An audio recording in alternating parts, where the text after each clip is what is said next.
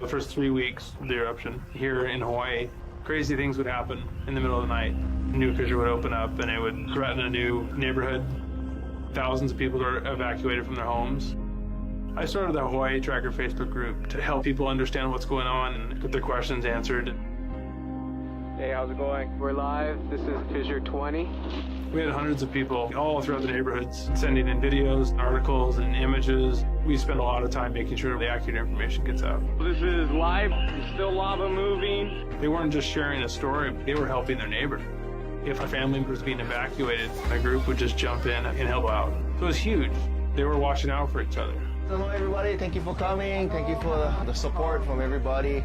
As we go through this, we're growing closer together as a community. When tragedies like this strike, you really realize how much you need each other.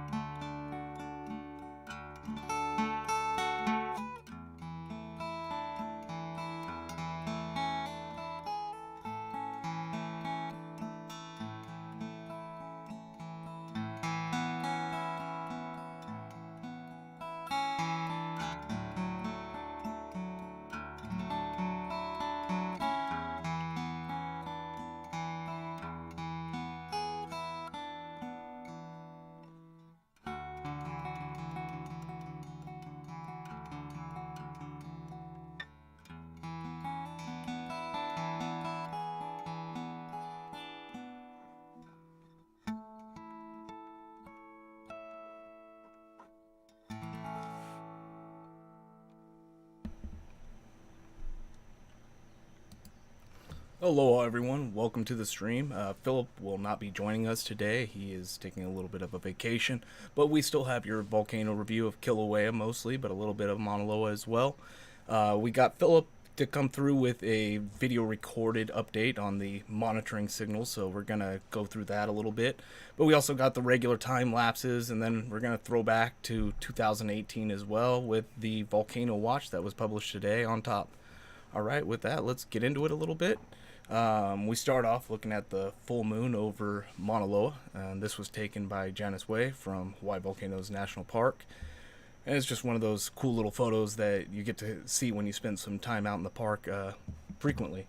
Alright, so we have time lapses now, and first one is the thermal F1 camera, and the thermal F1 camera has been recording throughout this entire eruption. We have a compilation of all the footage that USGS has put together of the F1 cam so far. So we'll go through first the last week, and it's really not a lot of changes. There's kind of going to be the theme of this volcano update. There's been no changes to the status of Kilauea and Maunaloa. They're both been pretty consistent with previous weeks, and Kilauea is still erupting. It's confined entirely into the Halemaumau crater within the Kilauea caldera, so it's far away from populated areas, but we still have some fog that ends up going down into areas that are populated. We'll go through all that, but first let's see what the past week has held at F1.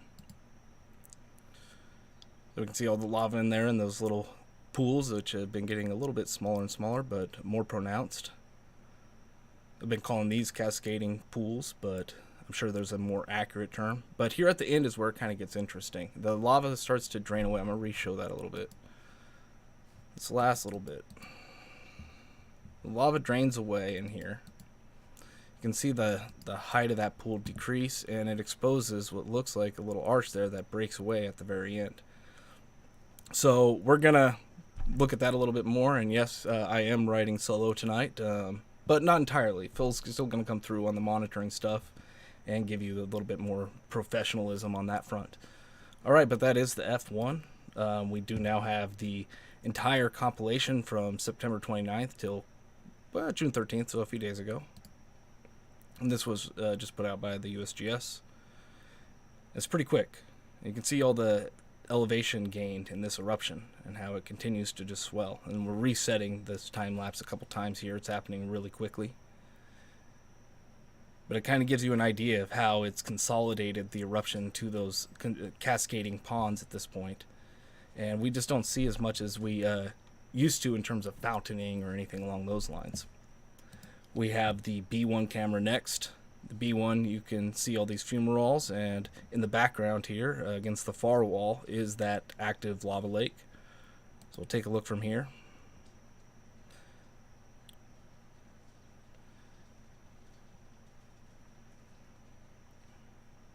You can still see all those intrusions along the perimeter of this lava lake as well, especially at night. During the day, and this is true in person too, you really can't see much during the day, but at night it just all comes to life. So if you are going to go up there and view this yourself, highly recommended to go in the evening, around sunset, which is around 7 p.m. right now, Hawaii Standard Time. But that's kind of, if you can't get up there in the morning, that's kind of the best time, and it's not too busy up there right now. Moderately busy, but you can definitely find parking spaces and get out there and see all the good sights. The KW cam is next. This one we can see a little bit more of those perimeter activity, that little bit of lava flows that keep oozing through. But again, that lava lake is pretty pronounced. And at the end here, we can barely see that there is something happening between the lower two ponds. This will be a little bit of a quicker update. We're going to kind of go rapid fire through a lot of things, and then we'll get to Phil. And 2018 is going to be a little bit more in-depth. Throw back to a few things that we learned from there and a few of the more highlightable events. So S1. It's been a good camera, pretty consistent. Doesn't get blocked by the gas a lot. We did have a freeze right here.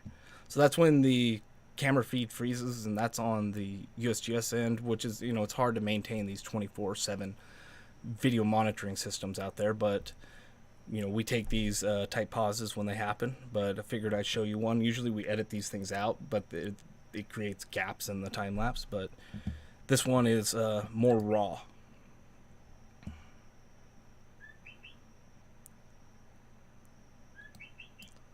And if you do have any questions, go ahead and throw them in the chat. Try and keep them more layman-based. Anything super advanced I'm going to probably leave it for Philip next week, but I can take more common questions that we get and go through those.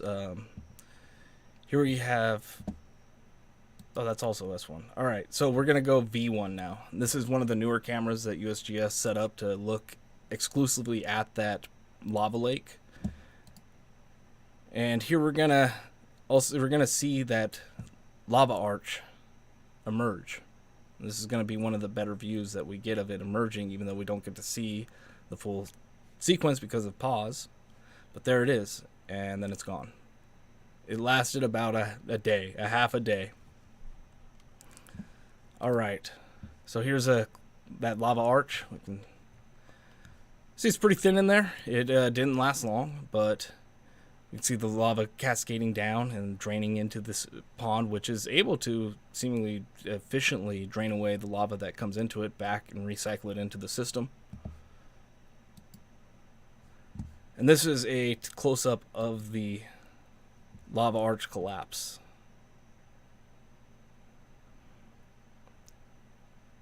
And see, it's gone. Just that quick. So this all developed over the past week, couple weeks, while the lava level was high, this lava arch, and then when the lava drained away, that hardened crust just remained for a little while. And something common you see with these new lava flows is that the arches that are formed, they're kind of temporary in a lot of cases, especially when there's that new lava. It's pretty fragile. Okay, we've got a question from Richard. If I were standing where that camera is, what would I hear? Mostly wind. You would hear mostly wind right now. You're at least a couple thousand feet away from the sound at source, and it's really not going to be that powerful, especially at this point in the eruption. In the beginning of the eruption, when it was vigorous, we had fountaining and all kinds of gas-rich environment, you'd probably be able to hear it a lot better than currently. Last time I was up there, I don't recall hearing it at all. But that was from Waldron's Ledge and Jagger Museum, but it's just at that point. Might be able to hear it if the wind dies down enough, right? Be able to hear it over that normal background, and especially if there's no helicopters around, that kind of stuff. JW asked, how often do you guys go up there? What is it like? Phil goes up there a lot more often than I do. I live in the Lower East Rift Zone by Fisher 8, so it is about probably an hour trek each direction for me to get up there. And with gas prices what they are, it's not the... Unless I got a reason, you know. Phil Lowe lived by the park, so he goes in there pretty frequently, even though the weather conditions sometimes prevent that from happening when planned. But yeah, we definitely try and go up there pretty regularly. We got something kind of special planned coming up, so stay tuned for that one.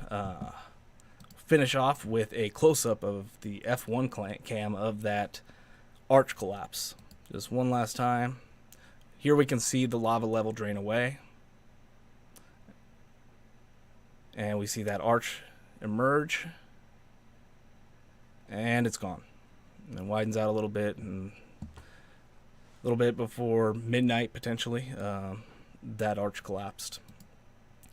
Now we have a little bit of a live session up from Holly Mau Mau, our buddies Two Pineapples, who are also content creators that cover Kilauea. They go up to Holly Mau Mau frequently, and they live stream from there for hours, so you can get that raw, uncut footage. And that's what we're viewing now. This is live, and we're gonna try something. See if we can get in contact with Two Pineapples. See what they're doing up at the caldera. See if this works. I'm not exactly sure.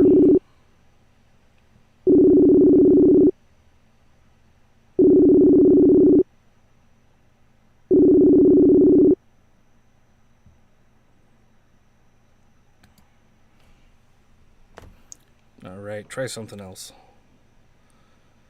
I'm gonna make this happen.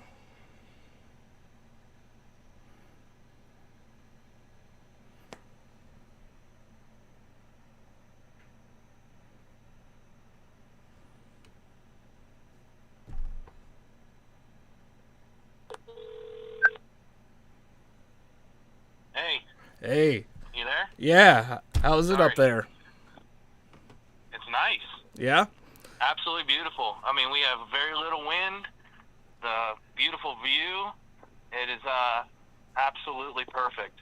Again, absolutely perfect. And being on this side, it's so nice because we don't have the huge crowd on our backs. Awesome, awesome. Yeah, it looks really ideal conditions up there. So you guys are planning to stay up there until sunset? Yeah, we're going to be here for probably the next, 5/15th? Yes, we'll be here at least through sunset. Absolutely, because we saw just from USGS, looks like we got a little uptick, and we might get a nice glow, and this is the spot to see. Absolutely. Yeah, definitely. I was out there at that same spot you are last week, and it was just amazing to be able to see down in, actually visually see the lava from such an easy and accessible walk. I mean, it really is such... this is the place to go. Yeah. Absolutely. Yeah, it really is special. I think that even without binoculars over here, you still get a beautiful view, where on the other side, you're set back. But this side here, you really get I think it's a little closer from just looking straight out, and you get a different down view I mean, you get to see that back wall, which we haven't been able to see the last couple of months. So it'll be really interesting to see tonight what's on that back wall, and yeah, it's going to be really cool. We're excited about tonight. Awesome. Yeah, I'll definitely check in on you after we end the stream. Anybody that is watching, this is Two Pineapples on YouTube, so definitely check them out. They'll be live throughout the evening, and it's really a special view when you get to see that sunset come over the caldera. Are you guys going to time-lapse this or anything? Absolutely. Yeah, we have another camera going with just time-lapse going on right now. Oh, perfect. Yep. Perfect. Can't wait to see it. Yeah. We're in a good spot. If you want a great view with the sunset, an easy walk, park at the visitor center, and come down to this location, it's phenomenal. I love it. All right. Really special up there. Well, thanks for taking the time to get in contact with us live from the Kilauea caldera. It's pretty cool. And we are watching you live. Right on. So definitely check them out. Thank you so much. All right, guys. Have a good night. Aloha. All right. Well, I'll talk to you later. You betcha. Bye-bye. All right. All right, everybody. That was Two Pineapples live from the Kilauea caldera. Something a little bit different. And with that, let's take a look at some of the more recent photos that have been released. This was published by the National Park Service, and it really does show how beautiful it is at night up there. You know, this is a long exposure and that kind of stuff, but it really is something special to be out there when the conditions are clear. When it's raining, it's kind of not that great, but when you get it just right, like tonight, it's amazing up there. All right, and here we have one more looking over the caldera. This would be from near the Jagger Museum, and we can just see those edges illuminating in the night. With that, we get to our update from our resident volcanologist, Philip Ong. And yeah, enjoy. I'm going to let this one just play out, and Philip take you through some of the more advanced monitoring and science that we've seen over the past week. All right. Aloha, everyone. I'm geologist Philip Ong, bringing you guys an abbreviated Kilauea weekly summary today. You guys see on the screen here is the KW camera from the USGS HVO for the last 24 hours, showing a typical activity we've been seeing over the last few months, with this main lava lake circulating and ooze-up flows around the perimeter of the crusted over crater floor. So business as usual there. We'll turn at the monitoring signals next. Put those on the screen here. And there we are. What you guys see here is the last 1 week of lava depth at the summit, which has been very slowly rising until we had a drop and current ongoing resumption of the signal going on here. The tilt signal that's shown just below here over the last week is showing a very similar pattern, right? So very steady. This is our proxy for pressure in a volcano. So very steadily rising slightly, and then going through our typical deflation-inflation cycle that we've seen several times so far. Actually looking like it might come into a second one as we record earlier in the day here. But interestingly, you can see that the lava depth is following that same pattern. Once the pressure in a volcano drops down, we see the drop in the lava level as well. Once the inflation resumes, we're seeing a brief signal coming in, followed by like an instantaneous signal showing a little bit better connection, as we discussed last week. And then we're seeing a little bit of a lag before the rest of the lava lake starts coming up as well. Of course, when we have these complicating signals, one stacked on the other, then you'll see some complication over here coming up to you by the end of the day. That's what it looks like in the last week. Here is a last month. You can see a similar pattern.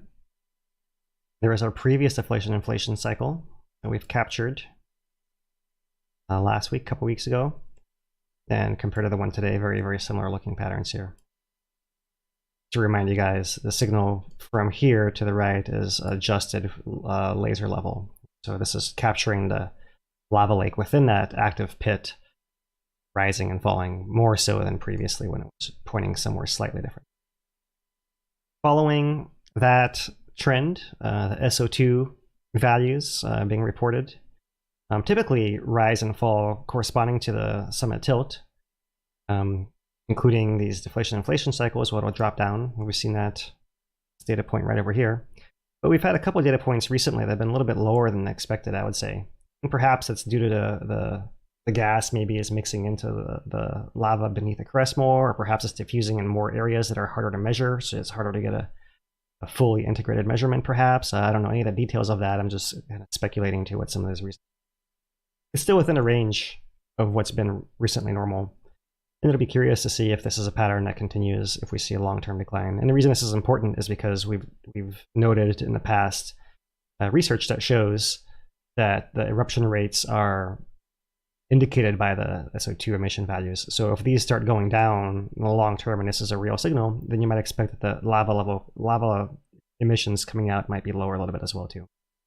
Still in question, like I said, there's still reasonable explanations for this that would not include a long-term change in trend here. So we'll just wait and see on that. All right, so that's our SO2. And of course, because SO2 is the main hazard of this eruption, we will transition to discussing the hazard a little bit here. And let me put up here the most recent SO2 map. Let's see if I can get it on the screen here. We're looking at, just to show us a emission rate of about 1,400 tons per day, 1,350, somewhere in there. And we're looking at SO2 moderate percentage of. So get the actual graph on screen here. Second. Try it again here. Yes. And so there's our emission source, the triangle of Kīlauea volcano, and you see our wind patterns are still blowing the winds around to the Kona side. So there is some gathering of the fog a little bit, although the stronger winds help kind of clear out. Right? Here you can see the purple air, citizen science air monitors, and for the most part we're in a green today. It's not responding very well, so I can't show you, but over the past week it's been creeping up into the yellow maybe a couple of times, not as bad as the previous weeks. So it's a little bit better than it was the previous 2 weeks. Still some orange values being reported down here in Kahuku area, but also looking a little better than the previous weeks. Still there is gas and it is impacting these communities. I'm sure we still note that here today. The same is true in a national park. Everything has been in the green, and everything is still upwind of the emission source with the dominant wind direction in the summertime here. So all good there. Let's transition to our earthquakes. And let's put those on our screen here.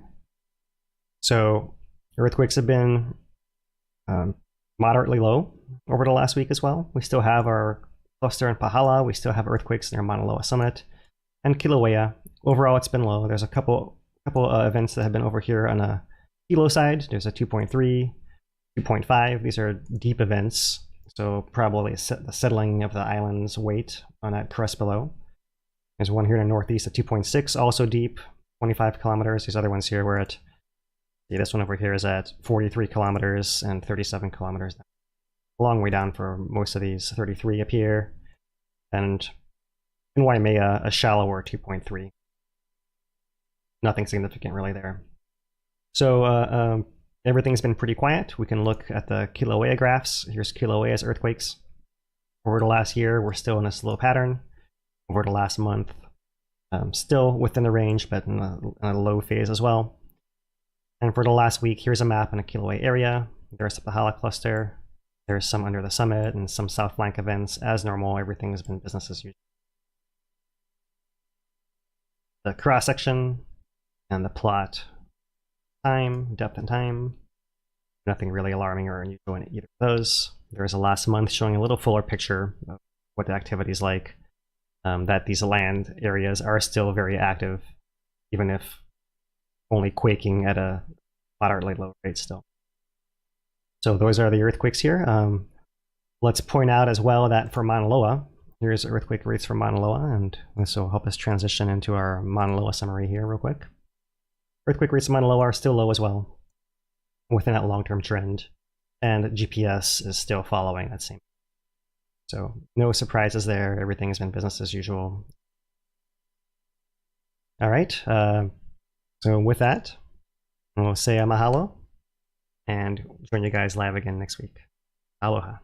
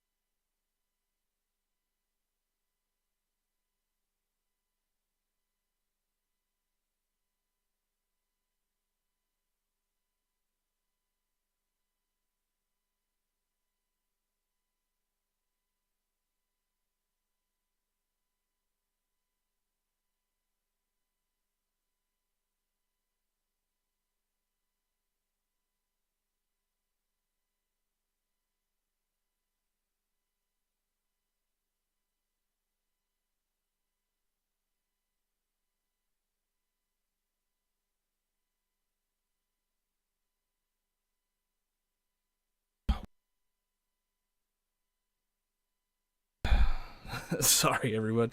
The microphone got muted there and didn't notice. So yeah, redo that part. My bad. So we are brought to you by Kilauea's Bar and Grill. Want to acknowledge them for being a longtime supporter. They got music on Thursday nights now. Kaika Marzo's band that normally played down in Kalapana are going to the Orchid Land location on Thursday nights, and they are able to provide that Kalapana experience that many people have been missing since COVID.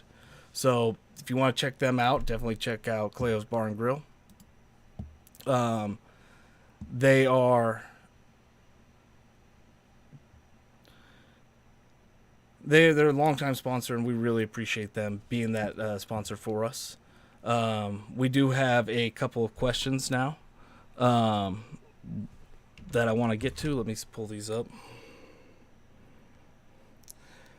Still active volcano alerts. Yes, there still is a active warning on Kilauea, but it hasn't changed over the past couple of months.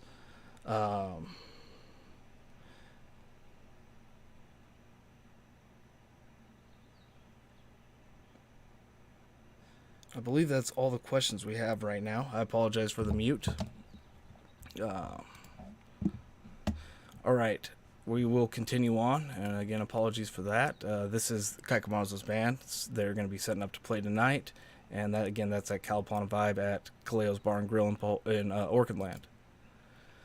So let's throw it back. We're going back into the volcano watch now. This is the 1916 forgotten collapse of Hawaiʻi.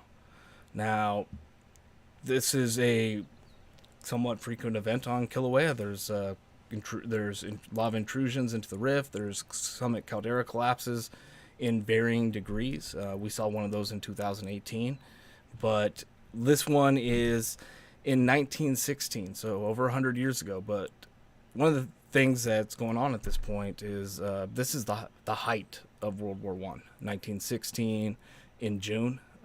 That's the middle of Verdun, and so something getting missed, it might happen, but it didn't get missed. It was just glossed over, let's say.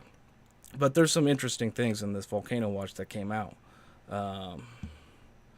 So let's see what we can see comparatively to 2018, because there are going to be some similarities. A decade before these events, a continuous lava lake reappeared within Hawaiʻi for the first time since a collapse in 1894. Relatively steady lake activity continued through the 1916 Maunaloa eruption. So Maunaloa was going at this point in eruption until June 5th. That morning, HVO staff were surprised to find the lava lake 40 feet lower than it had been measured the day before. So we start to see Maunaloa changing, a change at Maunaloa. And then we transition back into Kilauea, which gives many people not enough time, or the scientists not much time, to make that transition.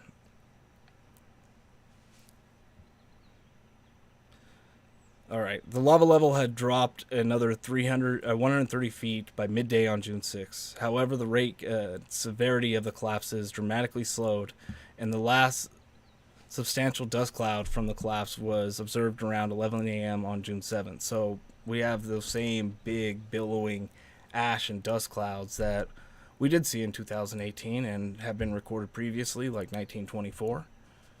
And this volcano watch, I'm not going to go through the entire thing, but they include this image here, which shows this bench collapse, which is happening during this whole collapse event.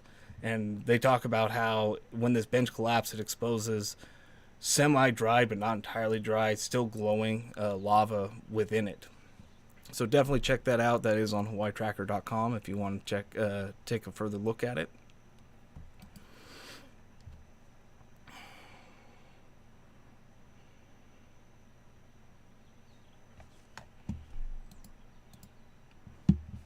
Let me show you that image. See the bench and everything.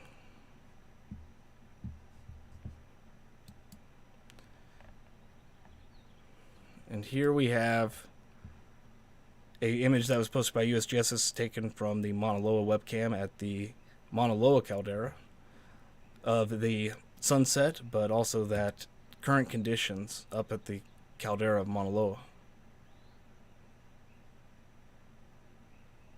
You can get some amazing sunsets up there if the conditions are right.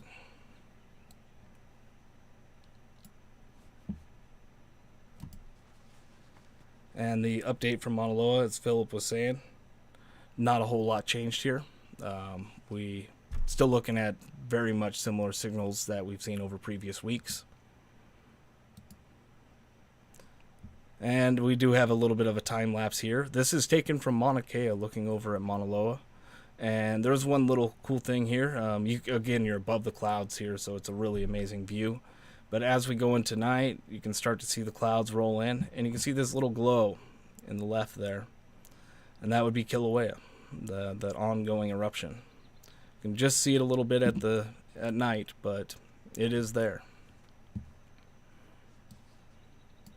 Alright, so now we're going to throw it back to 2018. Now, anybody that missed the 2018 eruption, it was a legendary eruption, one of those once in a century, once in 2 century style eruptions that occurred in the Lower East Rift Zone in residential area of Leilani Estates and moved further down Rift.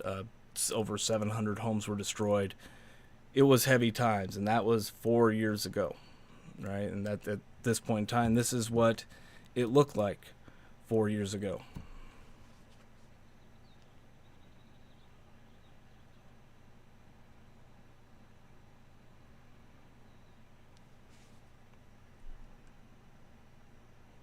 So we see that giant fountain, that giant cinder cone of Fissure 8, and all the homes that are still remaining in Leilani Estates. That lava river that gets up to half mile and more wide. It's a very wide river in some parts. This was taken by Civil Defense, and it's just that aerial view. We can see all the dead vegetation as well. And this is what it looked like in Leilani Estates right now, 4 years ago. Now, we did get this video. This video, it went viral. This video just straight went viral. This was taken by Ken Boyer from Leilani Avenue and Makuu streets, at the cross section there. And it's looking at the lava river. And the hype on this one came from what was being reported unofficially by the authorities. Basically, they were saying to people that were there, the media, that, hey, we think this thing's moving at 40 miles an hour. So Ken sent me this video. We were in a group chat together. He sent me a preliminary cut of this and said, yo, they're saying it's moving at 40 miles an hour. And I was not believing that for a second. So what we did is, in the remote, with our laptops, we took this video and we did a little analysis on it. So we know how wide that road is, right? We know the dimensions of the road, so we already have a length. Now it's just being able to track that movement. This movement right here across the intersection. And look how fast it is going. It is moving quickly in there. Right? But there's a little bit of an optical illusion from this angle.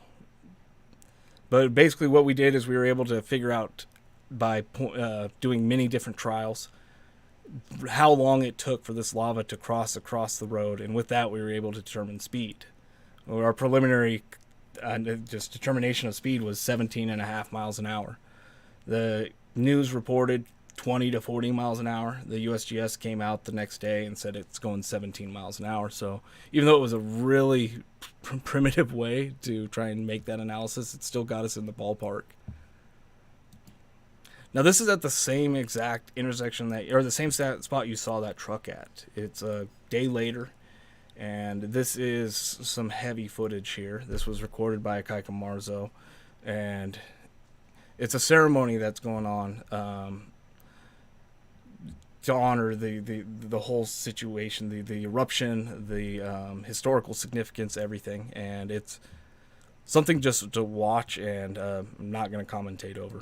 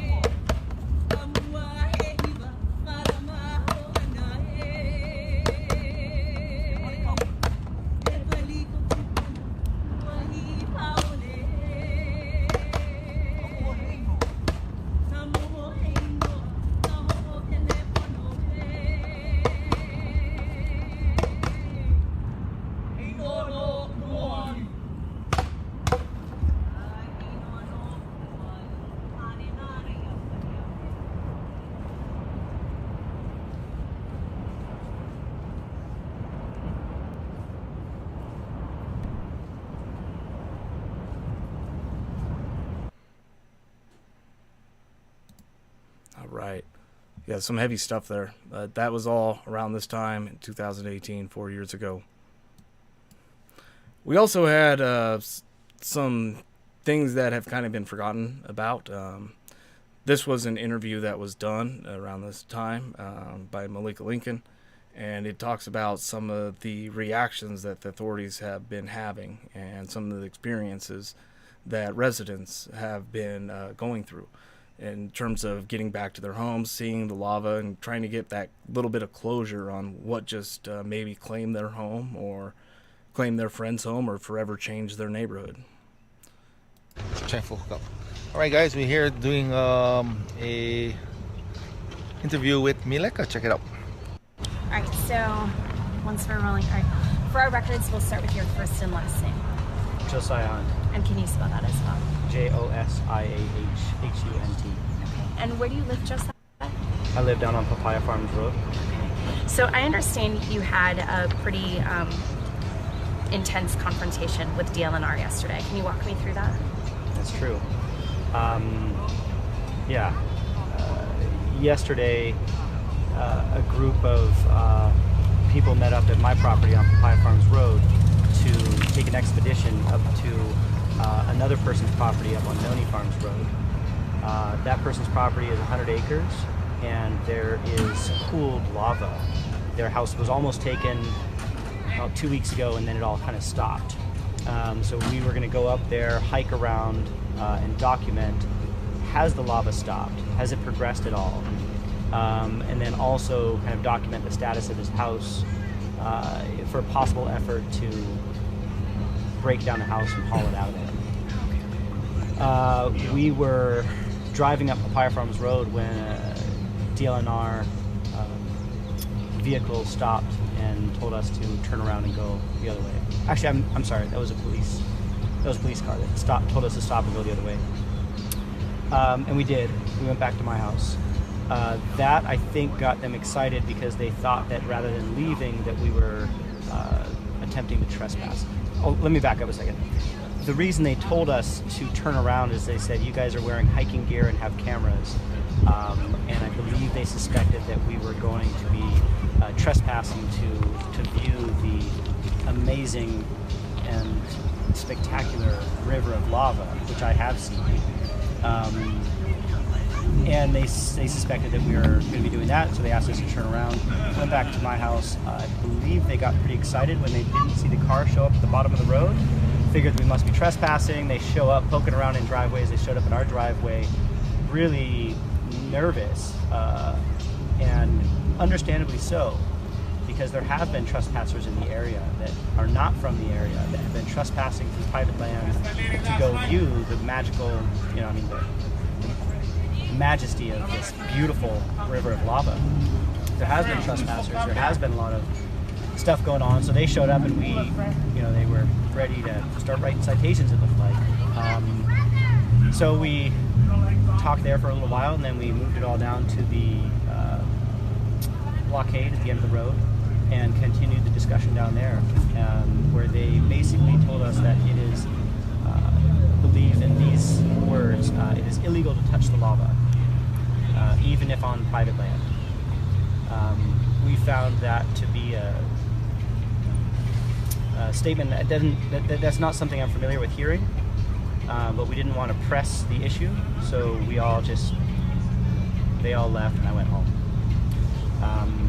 And so today has been a really interesting day of trying to figure out,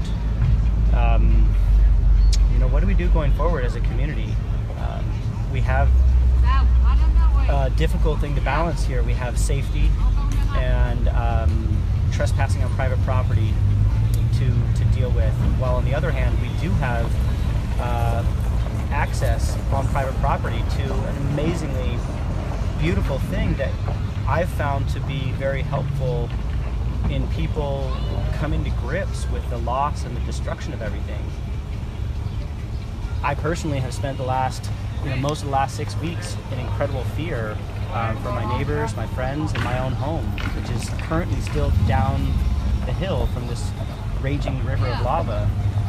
And when I began poking around with some of my neighbors to get perspective on where things were, it helped me be able to see the topography better, and I felt it helped in risk assessment, and it helped in a way that's hard to explain. I felt like my shoulders dropped a little bit, and I was more able to sleep good at night after viewing this thing that is just, it's a once in a lifetime.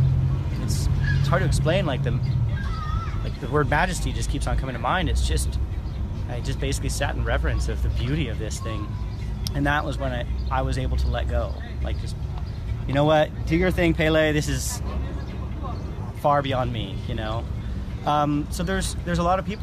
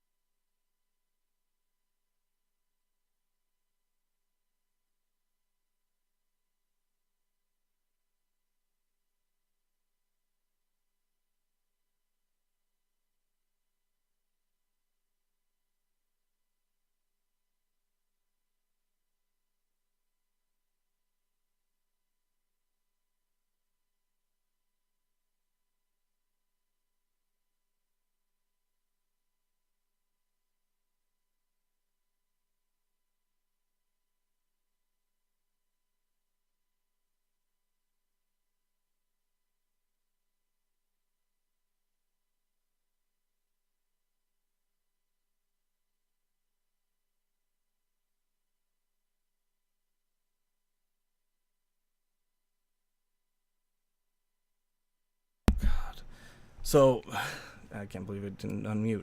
I need to get a new microphone. All right, so Josiah here, he's talking about some of the things that many of the people went through in 2018. Just being able to see that lava lake, or that lava river rather, help bring that closure, right, to many of the residents and that were able to see it, but many more weren't able to see it. We had authorities preventing access into the area that you'd be able to see it, and many of the people were told that they would be getting a lava viewing area, a spot that was safe to be able to look at the river lava, but that never came to fruition. Instead, people were cited and, basically told that they weren't permitted to see the lava, especially to photograph it. That was just an issue that was in 2018, but it didn't. I don't think it's gone away. The other thing he talks about is how it was illegal to be on the lava, which is, if that was actually said, is wild. In that everything here is lava. It's just a matter of age, and it's not even that old. The stuff that I'm standing on now would have happened in the last 1,000 years, guarantee. Or sooner. So it's really hard to be like, oh, this lava's okay, but that lava's off limits. Especially when you grew up around Kalapana and the lava flows from Pu'u'o down there. That kind of idea is just, it doesn't work. Everything's lava down there. But that was what happened, and the authorities went on that tangent.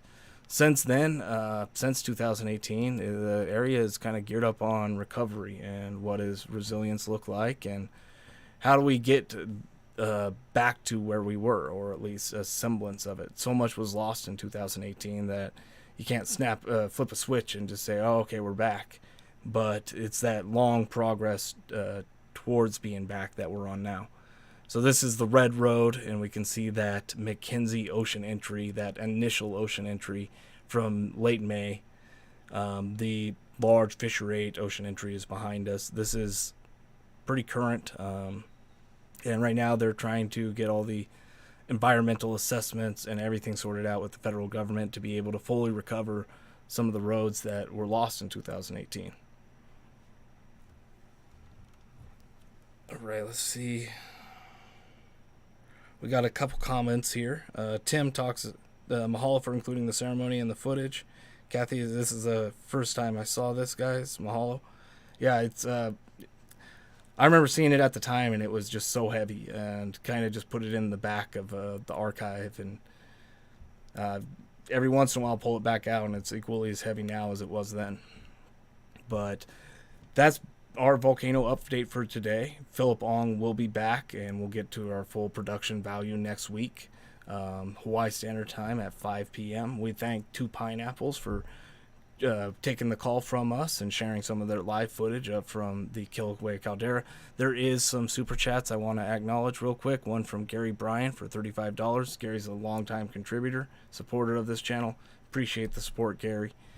Let me check any last questions, anything like that. We have a Susan with a $20 super chat. Appreciate that, Susan. And I think that basically does it for this update this week. We appreciate everybody that turned out.